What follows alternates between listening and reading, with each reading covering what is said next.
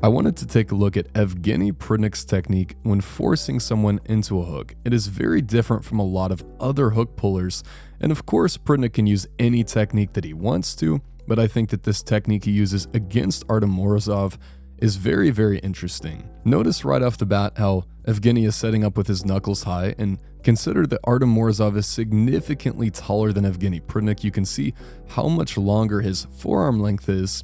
Artem is dumping his hand quite a bit in the setup, and Prudnik is going with a much higher setup. Now, a lot of times, hook pullers are going to crash down on their opponent's arm. They're intentionally surrendering the high ground, but they're trying to chop down on their opponent's bicep. Notice how Evgeny does not do this. He actually maintains this high knuckle position, even in super slow motion.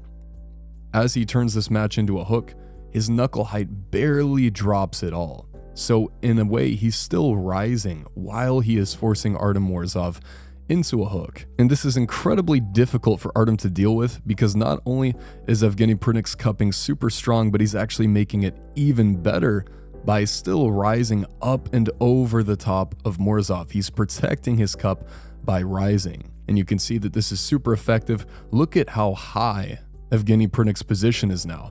His entire hand, his entire fist is above Artem, and Artem's having to dad move him now. So we'll call this move from Prudnik a rising hook, where he maintains height while hooking. Now let's look at a more traditional method of setting a hook from Zurab Tavberidze against Brzenk. And notice how he crashes down onto the arm. He is not at all rising, but he is totally committing to down pressure. His initiation is sideways and down. It is not going up whatsoever. And this is a totally fine way to set a hook too.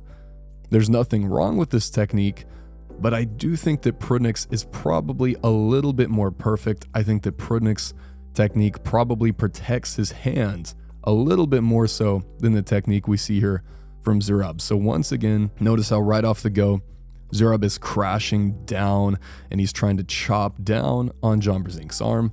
And then Prudnik is maintaining height.